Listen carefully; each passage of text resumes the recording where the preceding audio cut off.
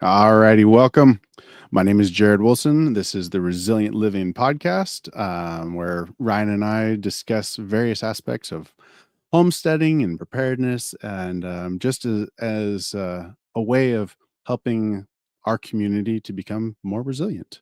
So, Ryan, tell our guests a little bit about yourself. Yeah, my name's Ryan Steve. I'm the homestead consultant. We do this every week on Tuesday at 6.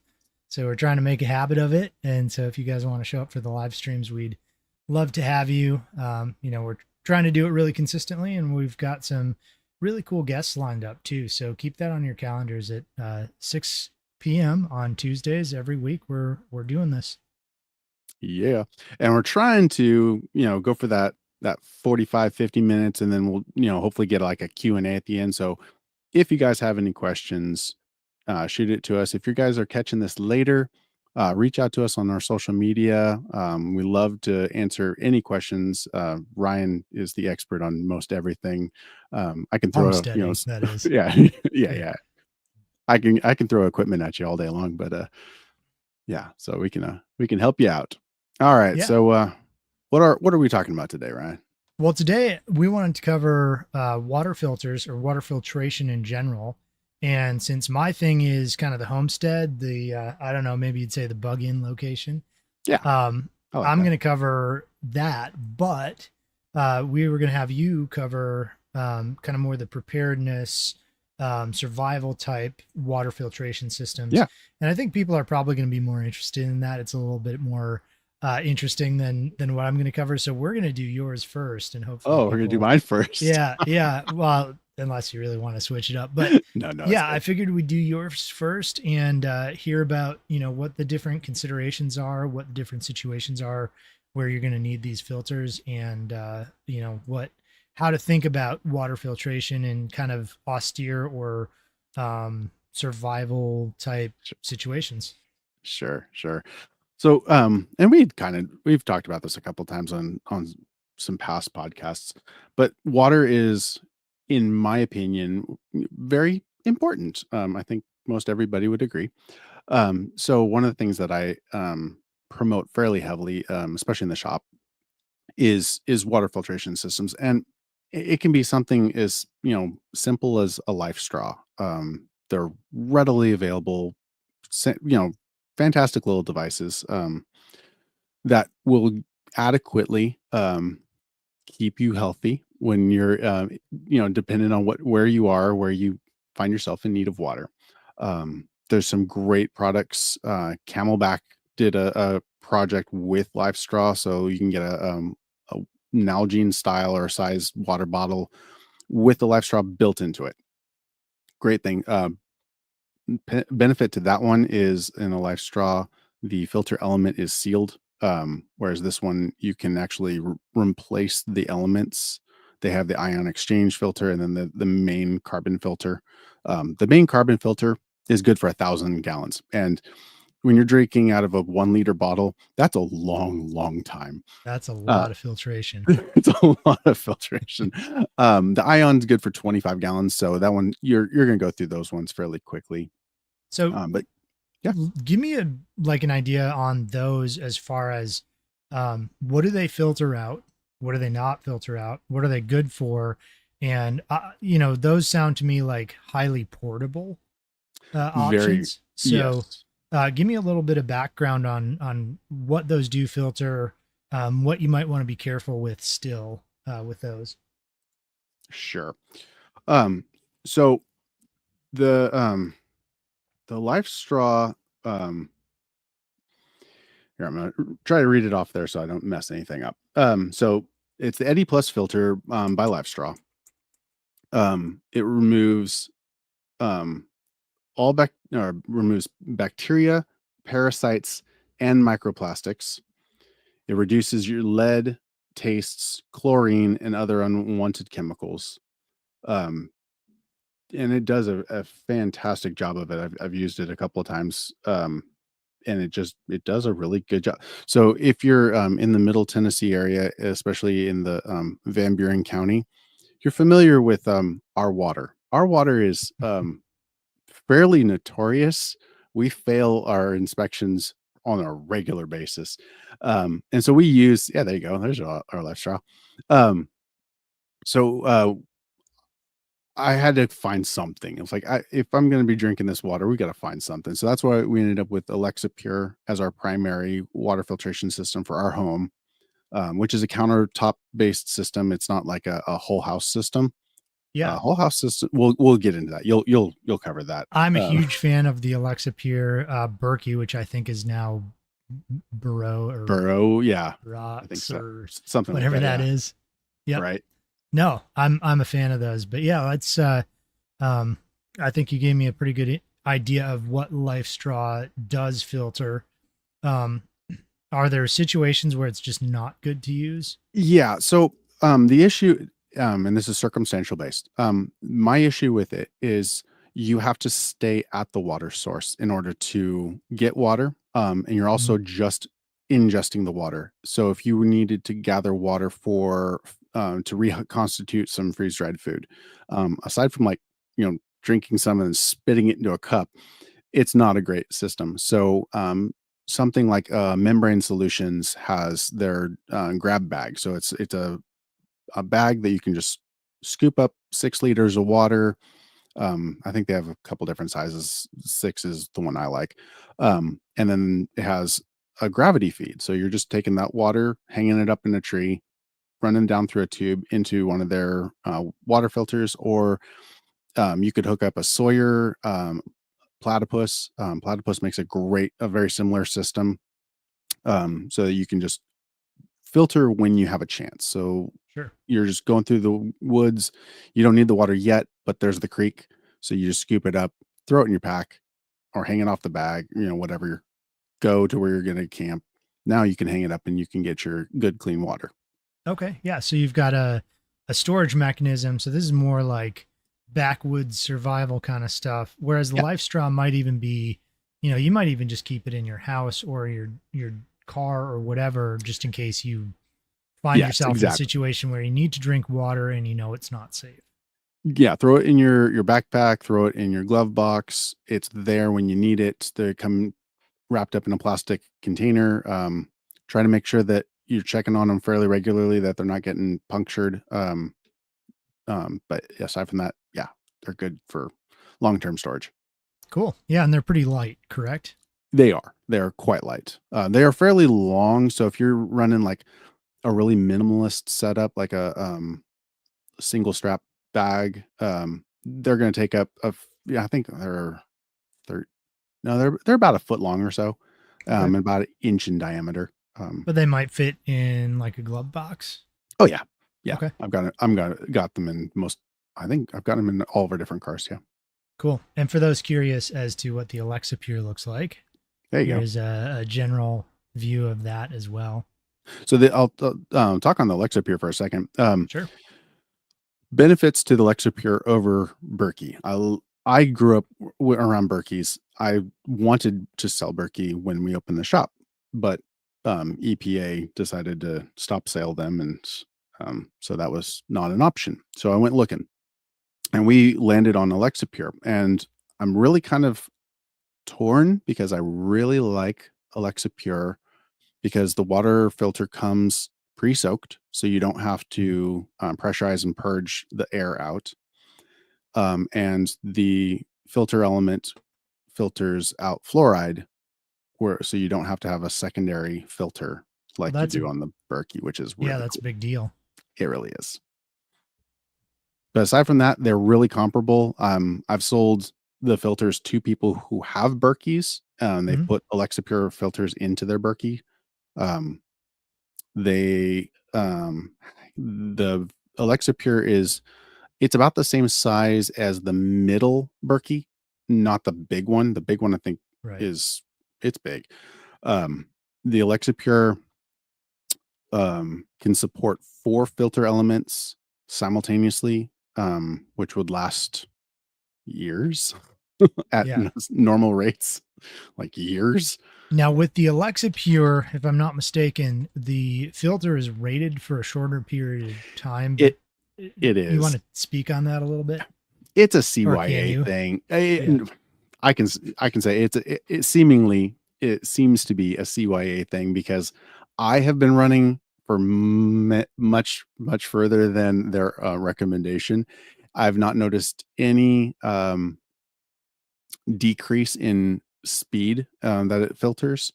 And what you're most going to notice, or I won't say most notice, the problem that most people are concerned is, oh, when it gets past that time, it's going to start allowing more things through the filter, and that's really not the way that that works. Because as the sure. filter becomes plugged up, it actually filters more.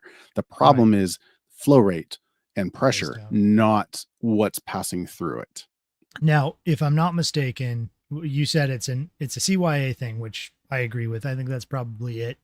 Um, I think I think that this is me doing a little bit of digging, but not a ton.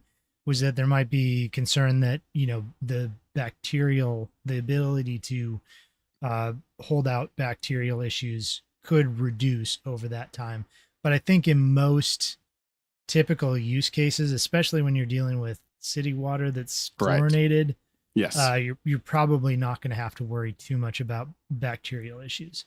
Yeah, if you're pulling let's say out of a well, out of the creek, something like that, that you might want to change it more regularly just for that reason. Yep. But aside from that, if you're on city water, you'll be just fine. Okay. Yeah. So I don't remember some off brand, but the reality is these stainless containers that, the Alexa Pure or the Berkey or whoever, They're the same. yeah, they're all the same, and you can put the same. You can mix and match. I mean, not make actually mix and match, but you Yeah. can put um, different filters in each of these, and they basically all fit in the same system. So, with the exception of a few of them are too large, and the hole from the side doesn't fit. But Yeah. The Alexa Pure, I measured it. I don't remember what the distance off the side from the sidewall to the filter element was, but it was closer than on the Berkey. The Berkey is more central yeah, located. Um, but I measured the filter element itself for the one client that did buy it, and it cleared. So nice. yeah. So what else? What other kinds of maybe preparedness type filters should we think of, or So is one of there? Go ahead. Yep. so one of the things that again for Van Buren County, um people are they're giving their livestock water right out of the Sure. hose. So there's a couple filters that are specifically designed to thread onto a hose. Yep. Um get something like that. They're marketed for RVers typically, Hmm. because that's the way you're going to connect into shore power and water, and so you can do this little inline filter. It's better than nothing. And these are going to your animals. Like I felt bad. I was filling up the trough for the cows, and I was like, this is really not good. This is bad water. Yeah. Like, why am I doing this? I So I had to saw go one do the recently. It's research. it's a Yeah. great carbon filter. Like Okay. it's one that you're talking about. It's advertised for RV use. You go on Yeah. Amazon, you look for an RV hose filter, and they're actually quite good. And the carbon based filters will remove pretty much all of those VOCs or volatile organic compounds, as well as a lot of some of them are actually kind of rated for removal of, um, what is it, calcium and some other things Mm, that can cause damage to your systems. right. Yeah, they'll also remove chlorine in most Mm, cases. mhm. Now, chloramine's a little bit different, and I can kind of cover that when I deal with the city water Yeah. in your house kind of a thing. But yeah, it's those filters are great, and they're simple, inexpensive. They last quite a while. That's a good call. I didn't even think of those. What about treating, we had talked on a previous episode about pre-treating water. So let's say we're Mm, collecting water from our rooftop. Maybe we get right. some leaf debris and other things in there. Is it ideal to use it's not a coagulant. What is the term I'm thinking Um, of? like the Procter and Gamble packets. It's a People are probably hmm, yelling at their I know, screen right? right now. Yeah, If you know in the chat, let us know. exactly. Um, But yeah, basically it binds to and all of the suspended chunks, whatever bits, yep, and forces them to just drop out, which is great because then you don't have that stuff plugging up your filter element, and it allows your filter element to filter the actual issues, the problems, not the junk. right. Yeah, not the larger material Yeah, that isn't actually even all that dangerous, but you no, it's don't not. It want to just run gets it in the through. way. Yeah, exactly. Clogs things up. Yeah, if you ran that through your Berkey with all the leaf debris in it, Wouldn't you're last very long. no, nope. Nope. Um, or your Alexa Well, then treatment. you're introducing the potential for bacterial growth or other things to grow. Hmm. And so what you'll end up getting is you'll reach in and feel the outside of the element, and it'll be slippery and slimy. Yep. Yeah, Yeah, it's growing bacteria stuff. buildup. Yeah. Because yeah, Do you have some additional filters or things that people may want to look at for kind of preparedness as well? my recommendation is Sawyer is just the cheapest, easiest, most reliable filter. The Sawyer minis are great. You can attach them directly to a water bottle. So if you were in an emergency and you could scoop up any water into whatever water bottle, you can just thread that right onto the top and just drink straight out of it. Great. Um, like I said, the Camelback partnership with Life Straw has produced some really cool products. I really like that one um, because the filter element's removable. So yep, that's the Sawyer. If you don't need the filter element, you can keep it in your bag, you can keep it in your car, whatever. You can just use the water bottle, and then when you need it, you got it. Nice. And the word I was looking for is flocculent. Yes, that's the one. That's the word. Two nerds worrying about the exact word, but yeah. So this is the Sawyer. Tell me a little bit more about this. I know you kind of went over it a little bit, but Yeah. it for those if anybody's listening on audio instead of just video, Oh yeah, right. um, it's a filter that looks like. Can you put like a rubber hose on either, like some Yes, type of it is straw? designed for so on the bottom side here, um that part is threaded internally and it has a nipple that can accept a hose. So Okay. the threads will thread onto a standard water bottle, 2-liter bottles, things like that, big thread, coarse thread. But yeah, it'll accept a hose. So like the 6-liter bag, it'll come with a hose, it'll go right on that.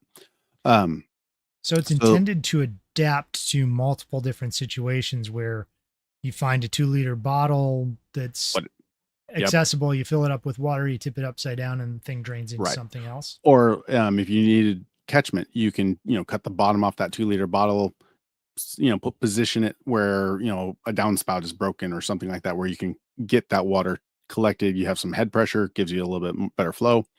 Um, so it comes with the bag, and that bag will work similarly. It also comes with a syringe. So that's designed for backflow. So you can pressurize it and force all Uh, of the material that may have accumulated on that front face back out of it to clean it out, to prolong it so that it has a better longevity. sure. Yeah, I actually do that with because so I use spring water for Yeah. my water source, and it's not super clean. Like there's a little bit of stuff in it, Oh, sure. and so with my knockoff Berkey and Burrow filters, uh, they get clogged up more quickly than I'd like them to. So I actually back flush them Yeah. similarly just to clear them out, and that gives me a lot more life and a lot less cost. So Oh yeah, I highly recommend if your filtration system allows for some way of pressurizing it from the inside, mhm. do it. I mean, you're not going to damage it. Yep. Well, If caveat: you do, it'll don't be you catastrophic, right? it would don't use huge amounts of pressure, but um, you're just going to clean out those exterior pores of whatever they've accumulated. Um, pressurize it, dump that out, and refill it, and yeah, keep on going. Okay. Cool. Yeah, I'm a big fan of gravity stuff, especially when it, well, in general, that's what I use personally, but Yeah. and you do too. Um, but it's just such a simple system, and it's there if things go poorly. Like, Yes. use it if times are good. If Mhm. times I get mean, I bad, use you, it yeah, backpacking. I had a full platypus system. Loved it. Absolutely love the platypus system. It's a little bit more on the pricey side. The flow rate through that filter element is phenomenal. The Sawyer's not bad. Um, but the platypus is really amazing. The yeah, life expectancy of the platypus is definitely lower than the life expectancy of the Sawyer. Um, Filtration, as far as the microns that allows to pass through, is very similar. It's just the life expectancy is the biggest difference, and the cost. I think a full platypus setup was 120, $130, I think. it's not Um, too bad. it's not. And one thing I do like about that one specifically is it comes with a dirty bag and a clean bag. So you don't, and it's literally labeled dirty and clean. So you don't Okay, mix them up. So you're always, scooping up the dirty water with the dirty bag, and you yeah, run through the filter, and it has arrows, and it's like you can't really screw it up if you're paying any attention at all. sure, Um, and it does a great job. awesome. Any other filtration systems that are good for, you know, grid down, Um, emergency type situations? I mean, there's some other manufacturers. Grail has their GeoPress, which is a water bottle, and you physically force the element down through the water. Okay. Think like a French press. Yeah. That's Interesting. basically what you're doing is you're creating the pressure that's forcing the water through the element. They're good, but they are really pricey. Yeah. You're like $100 for just a little water bottle. They're really pricey, but Okay. they do a good job. So, I don't sell them in the shop, but because they're expensive, and not a lot of people want to spend $100 on a water bottle, but, you know, Yeah. Yeah. It's probably not a high ticket. Like, if you buy five of them for the shop and you sell one, you're no, yeah, I yeah, see see why you want that's it. big loss. Yeah. Maybe a special order. Yeah, Um, which is fine. I can do that. yeah, exactly. I can Cool. special order anything. That's true. Yeah. Yeah. I've seen some of the stuff you can get. It's pretty neat. Um, It's what I do. yeah. So, um, are there any other technologies that we should know about or I was just thinking about that one. Can we come back to that? Because yeah, I'm gonna look it up while we talk. So, sure. You want me to start kind of covering sh the in-house stuff? yeah. All right, cool. I'm going to pull up a picture here. Hopefully it doesn't take me too long to do this. Here we go. All right. So, I'm going to talk about, in-home water filtration, being a home inspector, being a homestead consultant. That's something I deal with quite a bit. Um, and I have a lot of questions about it. What I'm showing on the screen right now, and for those, if you're listening to the audio, is a three-stage filter. iSpring is the company I generally work with just Yeah. because they're pretty reputable, they're inexpensive, it's easy to get parts.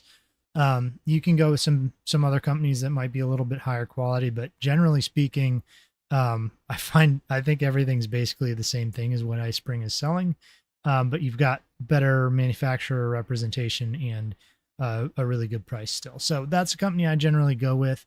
I really like these free three-stage filters, whether it's for wells or for springs or for city water. Um, so there's a few things that you want to know about these. You can put in different filters in each one of these three canisters. Generally speaking, you're going to start with coarse filtration first and work your way forward. What I've got on screen here is a general sediment filter, which if you're doing city water might not be all that helpful and might not really be worth it because you're not going to have a lot of debris typically. But if you're doing a well or a spring capture system, you'll definitely want a general sediment filter in there.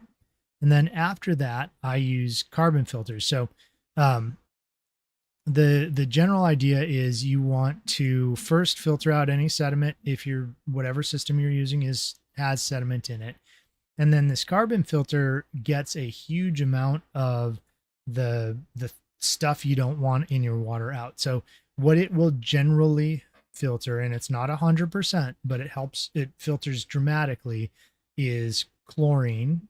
And I'll get into why that's important in a minute. It helps with chloramine, which is, again, I'll get into the chemical makeup of that in a minute. And it helps a little bit with fluoride, but what it really helps with is VOCs, or volatile organic chemicals, and taste and odor. So that's the majority of what you're looking at trying to get out of your water in a typical municipal water system. There's other chemicals they put in. We could do a episode on the conspiracy theories behind fluoride. But suffice it to say, you don't want it in your gut. If it has any benefit of any sort, which I have some serious doubts about, it's on your teeth as a contact element, and it's not for, putting into your ingestion. body. Yeah. Yeah, not for ingestion. So, take that for what you will. Again, I'm not going to dive into that in this episode, but one of the issues here is fluoride is actually quite hard to filter out. And things like a Berkey or an Alexa Pure, well, the Berkey has a specialized filter. They've got a patent on that. I think Alexa Pure might have a patent on their means of removing it. I don't know. I would assume so. Yeah. I don't know that, but I would assume. Generally speaking, my general recommendation for people is do the 3-stage filter. And then for your drinking water, you can use RO at the point of drinking. So I wouldn't do whole home reverse osmosis. If you're going to do reverse osmosis, hook it up at the sink and or the refrigerator. Oftentimes your sink's close enough that you can then run the reverse osmosis over to your refrigerator. Now, I can't even imagine running a whole house RO. That's so much. I know. It's so much. So the idea here is, if you can reduce chlorine, one of the big issues with chlorine is not only does it make your skin kind of dry and flaky, it also makes your hair fuzzy and not very manageable. But I think the bigger issue than any of that, skin health and things, which are actually pretty huge, is lung health. So when you're taking a hot shower and you've got chlorine, that chlorine is basically off, it's turning back into a gas and you're breathing it into your lungs. So getting that filtered is really important. And those carbon filters in that 3-stage filter will get most of, I think it's like 99.5% or so of chlorine. The filters do filter out chloramine, which is what a lot of these municipal agencies have gone to. And what chloramine is they take chlorine.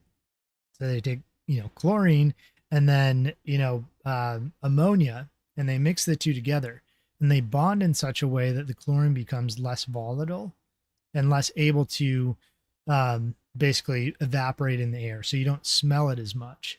So there's two purposes in using it. One, it lasts longer inside the pipes on the way to your house.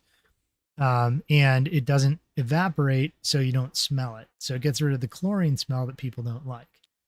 It also makes it much harder to filter out. So chloramine is going to be hard to get rid of. Chlorine is fairly easy, but chlorine is a bigger threat to your lungs than chloramine is because of the evaporative nature of it in a hot shower. So keep that in mind. And then fluoride, this is up for debate, I suppose, but fluoride tends to be, in my opinion, less problematic for your skin.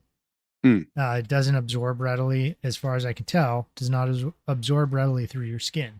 So it's not as big of a deal to have fluoride in your, in your shower water or for your, washing your hands or something. Right.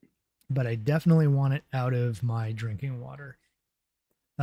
So that's where the RO comes in. And then if you've got reverse osmosis at that, drinking location, you can use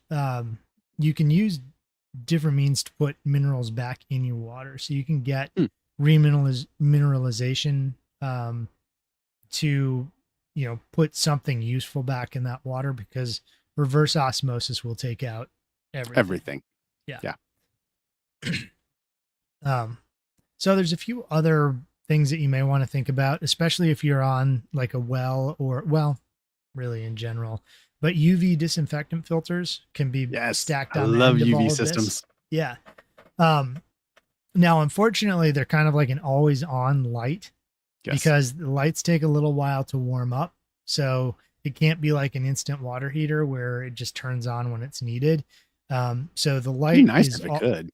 it, they're working on it apparently with Sure. LEDs, but they just haven't gotten them bright enough. So Sure. right now, the UV filters basically are their what is it?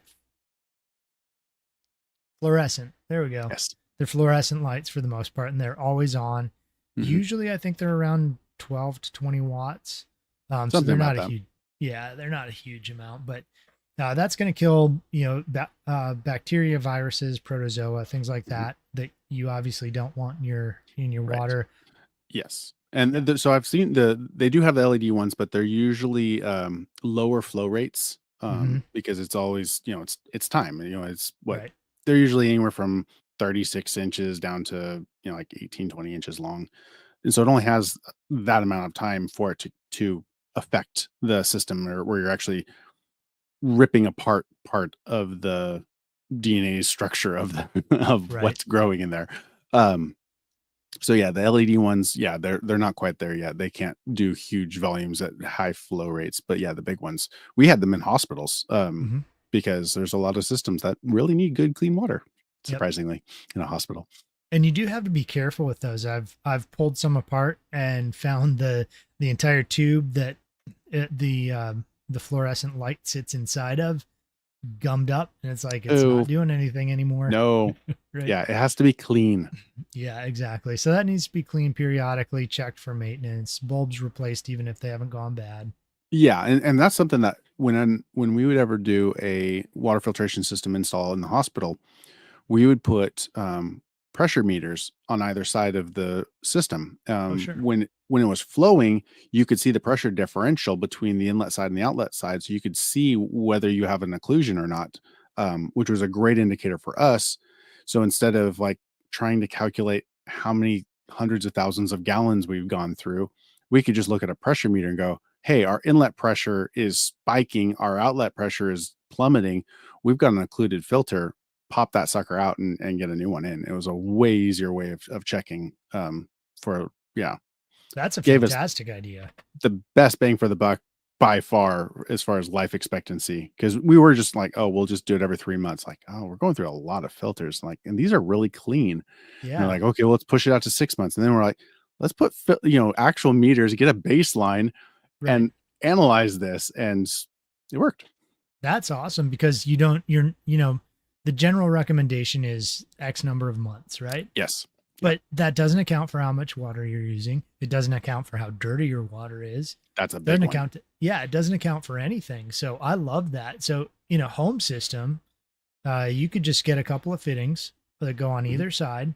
Mhm. Um, Throw a $10, maybe they're $20 now, I don't know, water Get those, yeah, meter. nicer oil filled, pressure Yes, meters. Yep. agreed. So if people don't know what we're talking about, you can get air filled, water pressure meters, and they're crap and they go bad really Yep. fast. Yes, they And do. you get the oil meter, the ones filled with oil are actually the same price and they last way, way longer. Way longer. Yeah. Yeah. And they're more reliable, they're more consistent. Yeah.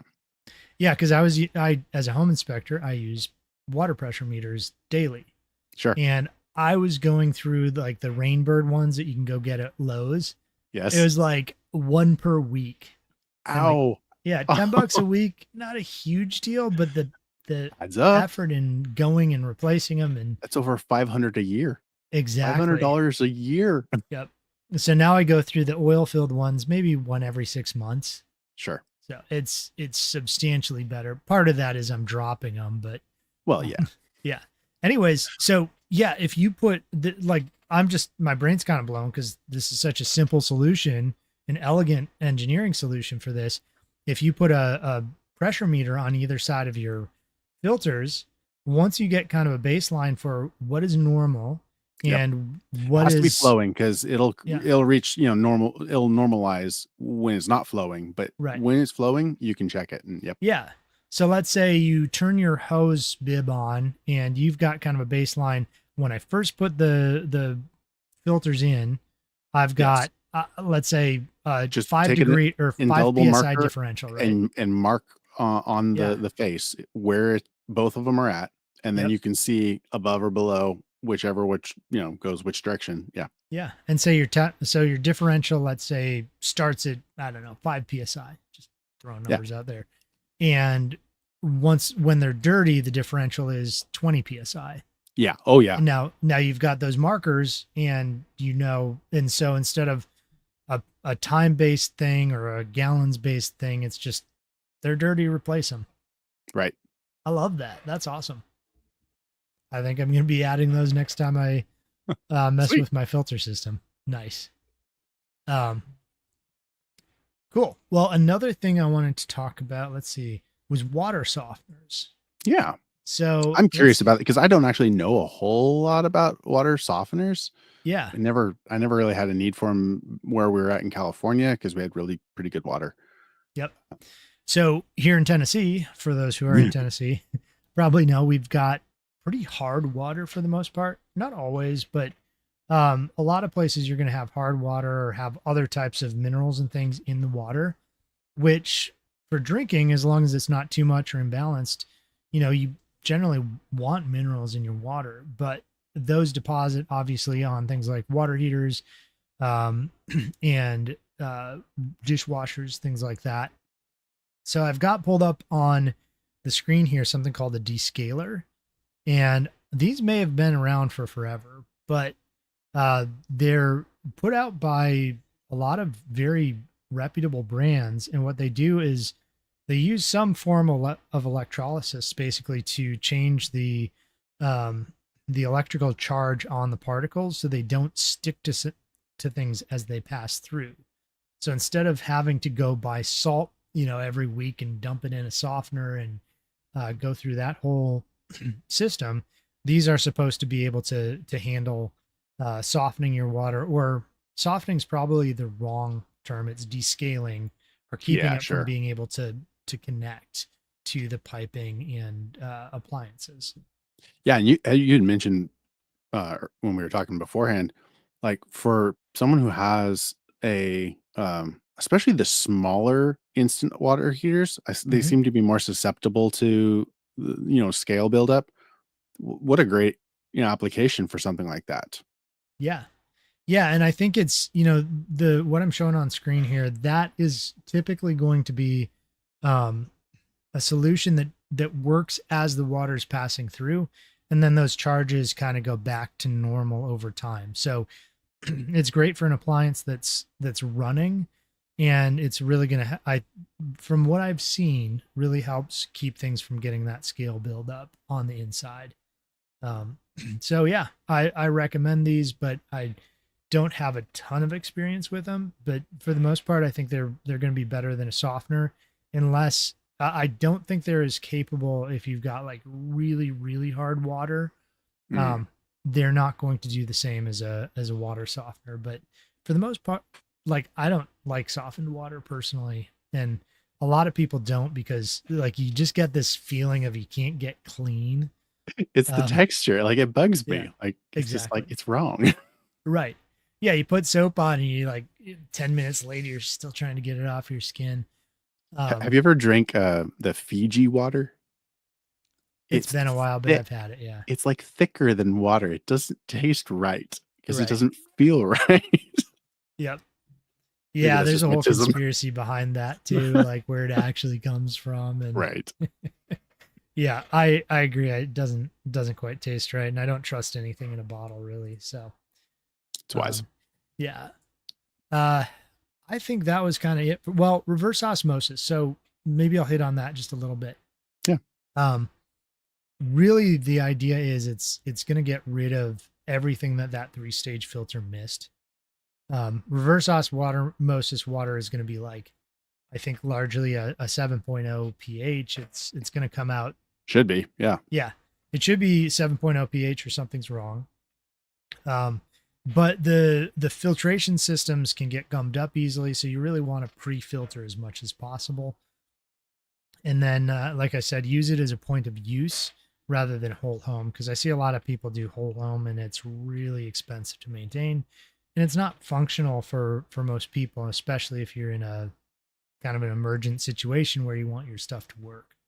A smaller system, you can keep the extra cartridges and things on hand, and enough to keep you going for quite a while. Well, and kind of like we had talked about on the solar podcast, you can you get a smaller one that you can actually manage with a smaller solar up, installation. Mhm. Don't try to do a whole house system, just like we don't try to do a whole house solar. Just Right. do your smaller, like what is necessary. Yep. Yeah, and like I said, the fluoride is the big thing for me. Well, all the everything is a big deal for me, but the fluoride, it doesn't, as far as I can tell, absorb through the skin well. And so I'm not as concerned about that in my general water that I'm Sure. using, but I want all the other stuff out, because fluoride is so much harder to filter. So you take that out with reverse osmosis for your drinking water, and you're kind of good to go then. Hmm. So did you think of you were pulling something else I up while I did. was Okay, talking so there? it's a, and I couldn't remember what it was. I just remembered it was a little device. So what it is it you fill it up with table salt, Okay. and it's an electrolysis unit that creates chlorine. Interesting.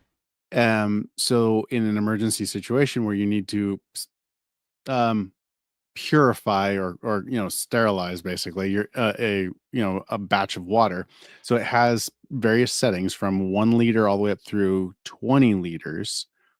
You set it to however big your vessel is, and hit go. It's got a little solar panel on it, so it charges itself up, and it produces the specific amount which would be necessary to clean whatever there for an emergency.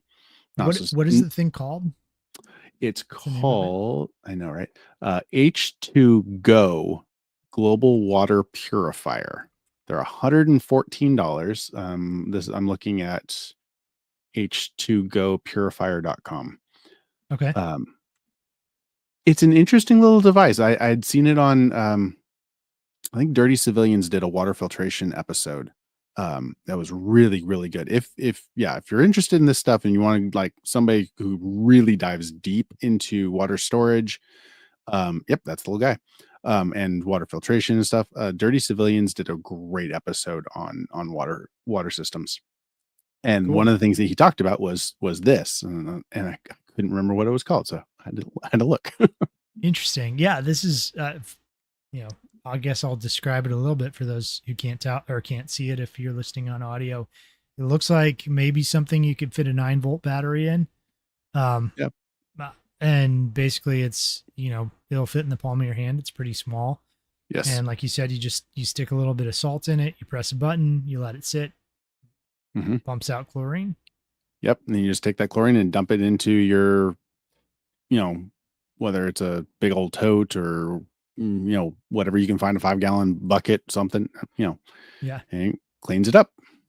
that's pretty cool. I saw Lifestraw actually just released a huge. It's like a big old bucket. It's for um whole like almost like cities. Like imagine like Hurricane Katrina came through. You Yeah. could drop these things around the area. You whatever water you could get to, you dump it in there, and it's this giant uh life straw.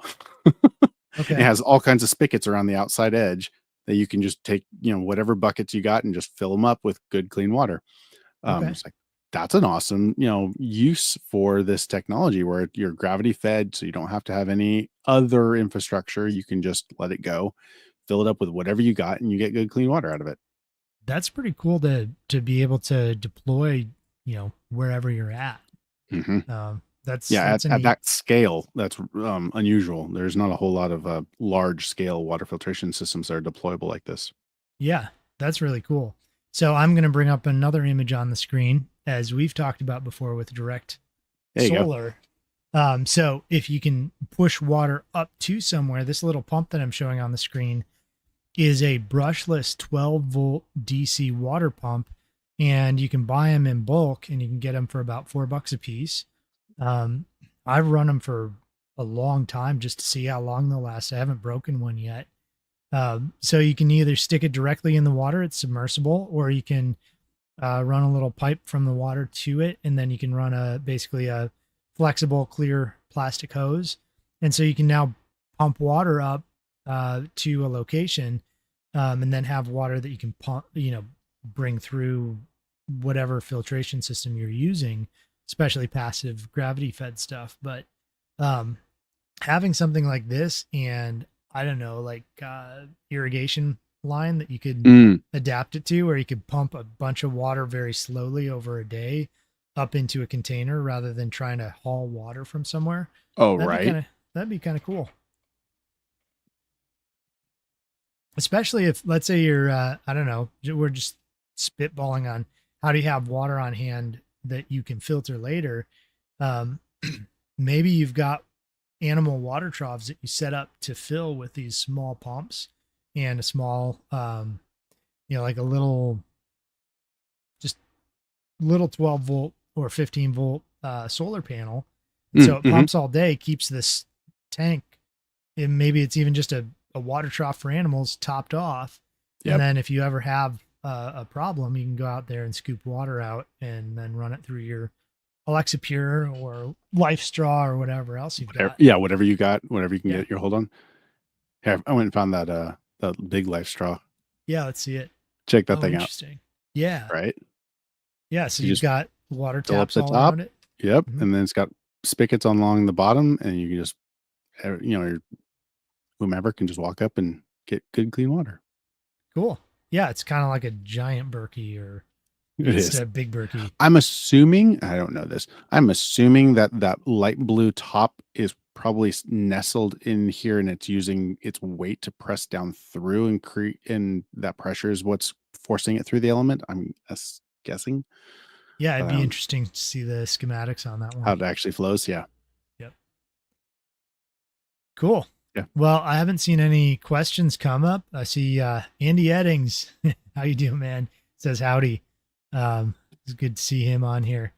I haven't seen any questions come up from the audience. If you guys have any, well, Jared and I kind of wrap up here. We're happy to answer any questions, but Yeah. hopefully we've kind of covered the bases for most people. Jared, do you have anything to add?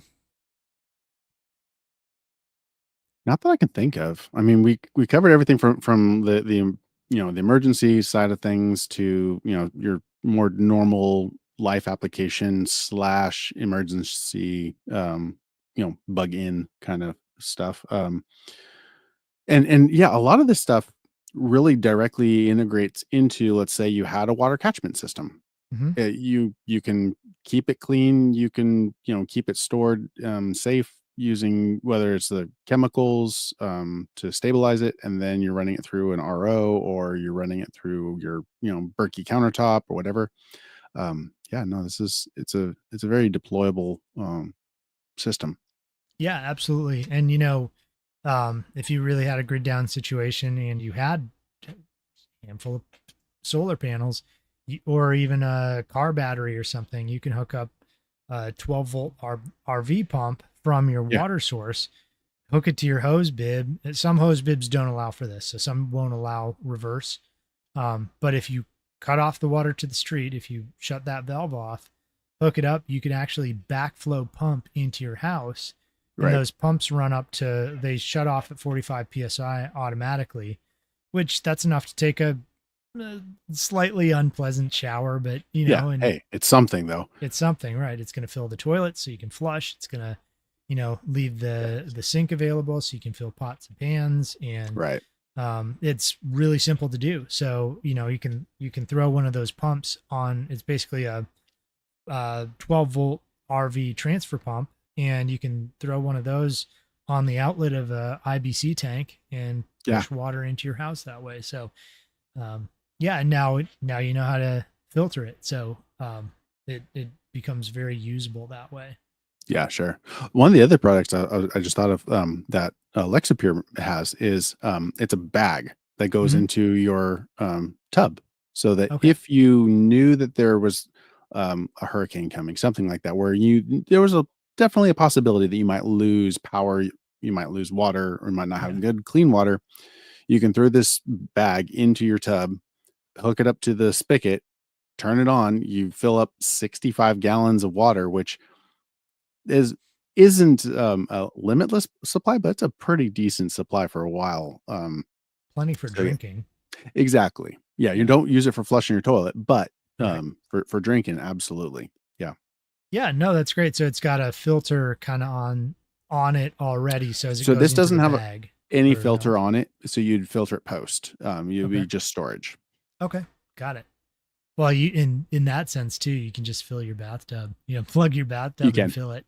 It's whether it'll actually hold this plastic bag will absolutely Right. hold. But yeah, Yep. That's a and good point. nothing falls into it. Right. Kids don't go and play in it. Yeah.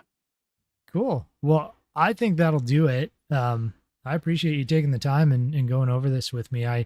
I learned some things for sure. I'm not I'm preparedness minded, but it's not my day-to-day thing. I'm more like, how Sure. do I make my homestead more resilient so I don't have to leave it kind of a thing. So, Well, and that's ultimately, and we've talked about this. That's ultimately our goal. Is not to have the disaster mindset as much as we're just prepared for what, if stuff happens. Yeah, we built infrastructure to support ourselves in spite of whatever's going on. right. Yeah, I mean, all the things we talked about today, there's nothing about that that's going to ruin your life unless you buy it all on a credit card or something, Yeah, don't do right? that. Yeah, don't do that. Even though Jared would profit from it, don't do that No, because because I he's a want good long guy. term. I want long term people, Yeah. not. Yeah, we both want long-term clients, long-term friends, long-term Yes. communities that Yes. do better every day. So, yeah, don't buy stuff on credit cards. That's not the way No. to do it. But to the other side of that, budget. Hmm. Let's set aside a little bit every, maybe every week. Like maybe don't go and buy that coffee, have your own. Right. Um, something, just budget some money for it. If this is important to you, then budget for it. Yeah. And No, it should be exactly. And important. it should be important. And one of the things that I've realized as we've done some of these podcasts is, you're coming at it with just a little bit more of the survival preparedness mentality than I have, or at least a different angle of it. And so, I go, "Yeah, well, I think I told you, yeah. Offline, I was talking about my car and how I dropped my only key under what is probably multiple tons of wood chips somewhere in a yard, and then I had to call a locksmith and pay out the nose to get a new key made. Yeah. And had I just taken the time to slow down and think, I could have paid a quarter of the amount that I did, gotten an extra key, had it sitting in my car somewhere.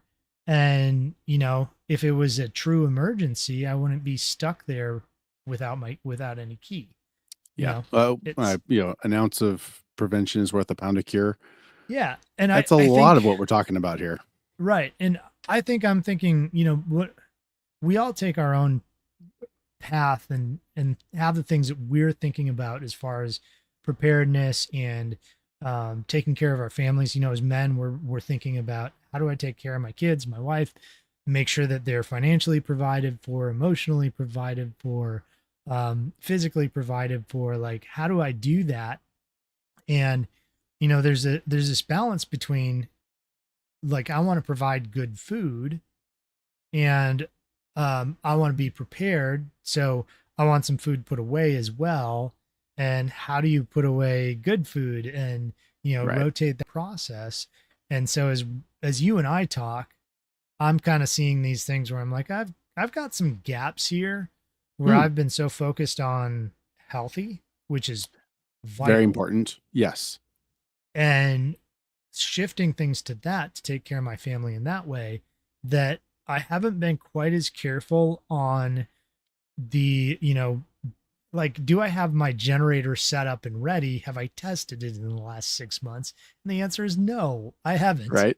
Right. Part of that is because I know I can just about get anything running and working, Yep. at the drop of a hat. But if we've got a tornado that just went through and I need to be out, helping my neighbors cut trees off of their house, and my family could really use a generator. Sure. Now I've split my time. So, anyways, I'm just trying to say thank you for helping me think through the preparedness side of it more than just um I don't know how else to how to put the way I've been looking Sure. at it, I Well, guess. and conversely, like you said, I'm more defensively minded. I'm more, when I travel, I always have a bag with me that I can use to get home, and I can use to defend myself and those around me. And, but, in talking with you, I'm valuing, nutrition substantially more. Valuing, um, my home as far as an asset. It's not as much a liability. It's like, oh, I've got this land I've got to take care of, and oh, I had to get the tractor to take care of the land. And I think about it from your perspective, and I go, oh no, I just need the animals to take care of the land for me, so I don't have to use the tractor. I need to think about things differently. I need to think about like what animal will achieve that. Oh, fun, cool. And I wanted to talk to you about this, and this is totally off subject, but I still want to talk to you about it. Let's do it. People can turn it off if they want I to. know, right? So this dude, he's a cattle rancher. He was showing video of his cows, and there's not barely a fly anywhere. And he's like, I bet you're wondering how I did it. He's like, I didn't do it. And he shows his field, and I don't, and I wanted, this is why I wanted you. He planted some plant that I guess attracts dragonflies, Okay. because dragonflies have like a 95% success rate in killing flies and mosquitoes. Yes. And so he has this field, and it is swarming beautifully with dragonflies That's and incredible. killing everything. I was like, that's brilliant. What a Yeah. perfect application of, a I have bug. so I would love to know what that plant is because I Me have too. helped people design essentially reed beds Okay. in washways. So if you like not a true floodable washway, but in areas where they get channeling of water across their property, Sure. we've designed in reed beds, and there's a couple reasons for that. It filters water amazingly. It increases frog life, so you've got tree frogs that are eating insects. It Awesome. increases it gives pollinators and things a place to land and drink water. But what it also does is those reeds are and the water are amazing places um, for the dragonflies to breed and and propagate, and then they love sitting on the reeds when they're resting.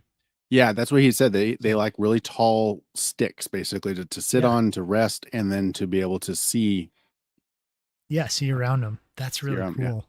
I wonder. So you've got to be careful with this, but I've also worked with a few people to design swales that go across most of a landscape or most of a pasture area Sure. with like eat with in a couple of strategic places doing those reed beds on the swales. So you dig back a little ways uphill, Okay. Yeah. and so you can make those reed beds. And with that kind of that idea in mind, but if there's a plant that you can just plant in your pasture and Right. leave, That would be um, amazing. yeah, and even there might be some ways to essentially use. Maybe you've got 5 cattle troughs, and you can use one of them as set it up in a way that is conducive to breeding for dragonflies to reduce fly and mosquito populations. But Right. man, that's really cool. Yeah. Yeah, the other way that you can reduce it is obviously adding chickens. So you bring them in if you're rotationally grazing, you bring Yeah. in the chickens about 3 days after the cows have been there. And Okay. that's when the larval stage is big enough that the chickens will eat it. Nice. And so they go in, tear the poop apart, which is great because they throw it all over for fertility Exactly. instead of being a cow patty. Uh-huh. And then they also eat all the larvae, so it reduces the fly population. So lots of things you could stack together, but yeah, that's really cool that he is able to do that.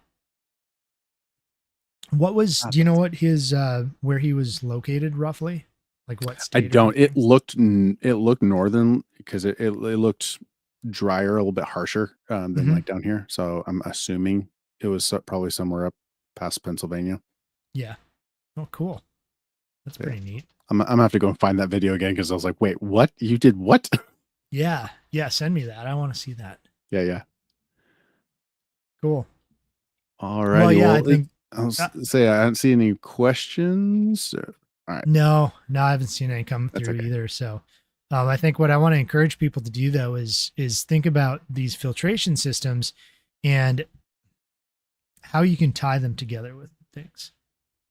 There's always the way you become more resilient, which is what we're really all about, is figure out how one thing ties to another, and you start to make these intricate webs of systems on your property and intricate webs of how to think, how to function in your brain. So now when something goes wrong, you might be able to on the spot think of an instant alternative rather than dying or Yeah. Well, like whatever the you had mentioned, like alternative is. backfeeding your plumbing system. Like Right. that's brilliant. I never considered backfeed. You've got it. It's there, exists. Yeah. So sure, why not? As long as your plumbing allows. Right.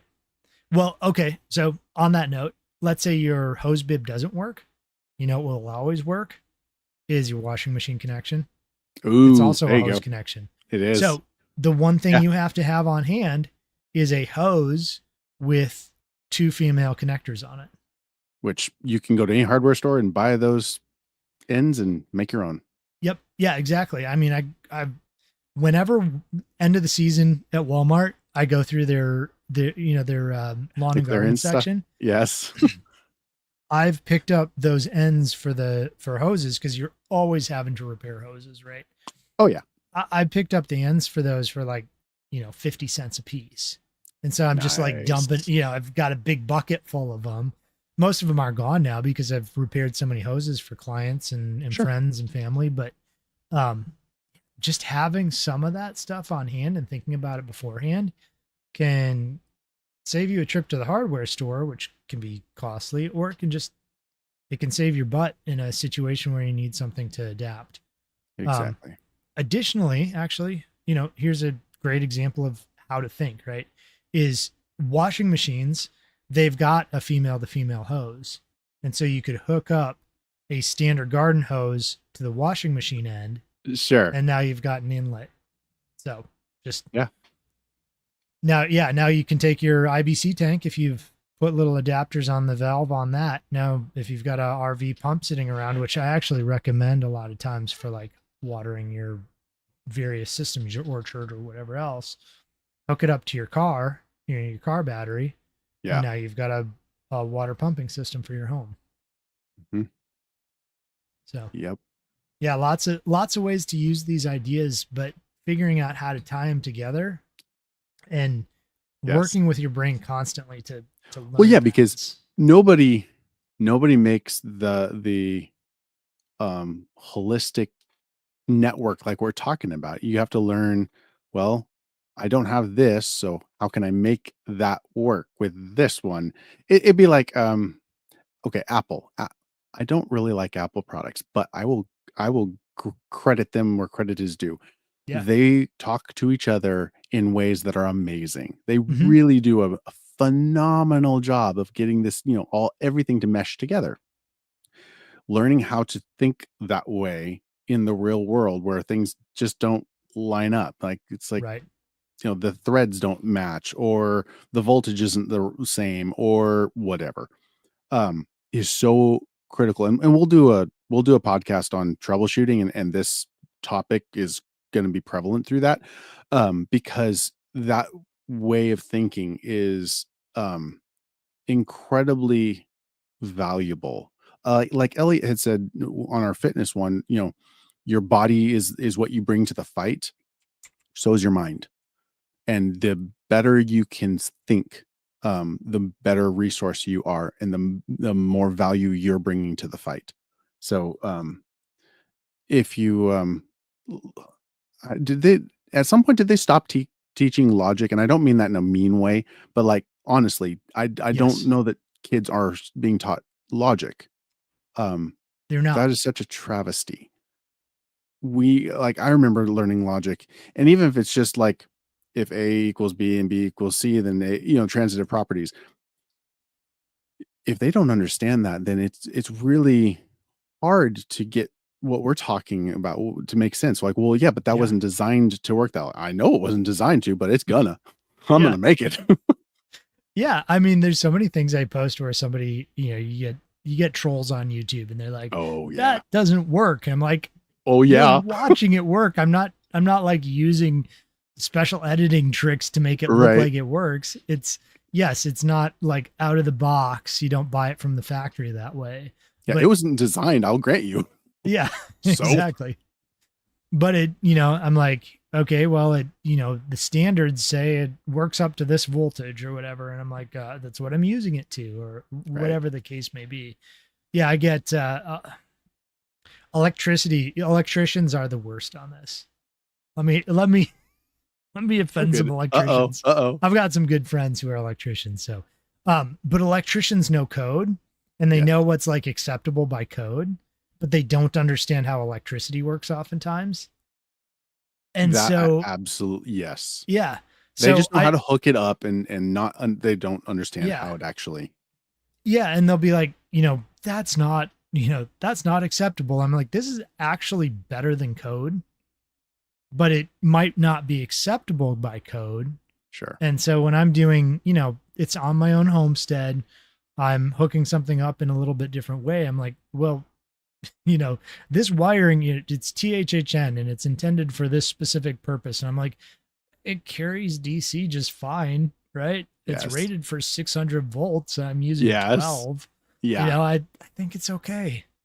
Be fine. So, anyways, the point being, get past it wasn't made for that.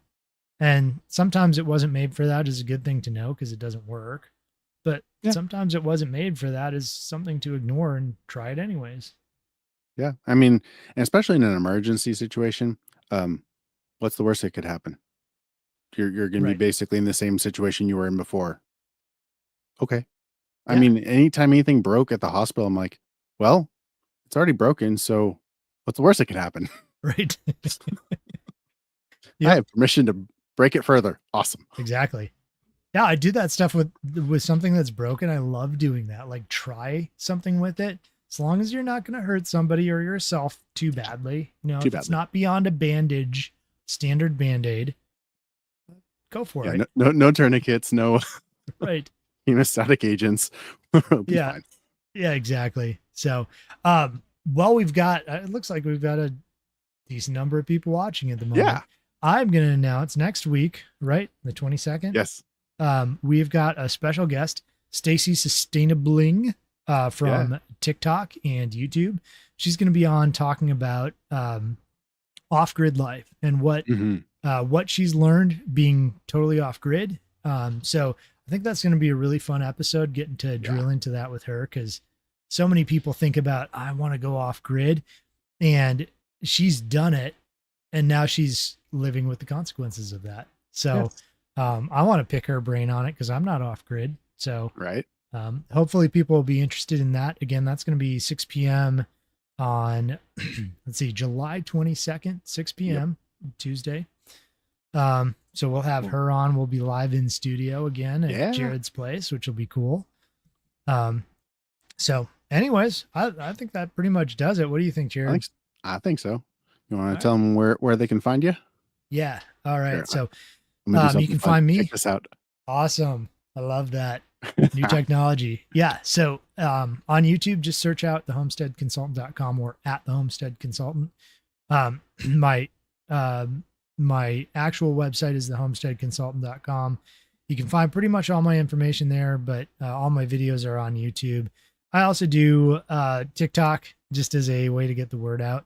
So one of those funnels, but I'm on there. You can pretty much any of the socials. If you just look up the Homestead Consultant, you'll find me. All one word, by the way. Which is nice that you got all of those. So okay. So I'm Jared. So I own and the purveyor of Resilient Living, which I got all of them except for TikTok. I have the silly underscore. So Okay. you can find me at www.resilientlivin.com. That's LIVIN. You can find me on YouTube at Resilient Living. You can find me on Facebook at Resilient Living. You can find me on Instagram at Resilient Living. And on TikTok, it's resilient_living with a G. There you go. Yeah, it's hard to keep that nomenclature straight. I know. Anyways, I tried. yeah. Well, thank you everybody for tuning in. We hope you join us next time and like and subscribe just to help us out a little bit, but also hopefully these conversations help you as well. So if you do that, you'll get notifications next time we're live. Yeah. Make sure you share. Alrighty. That too. Yeah. All right. Have a good night. All right. Bye, everybody.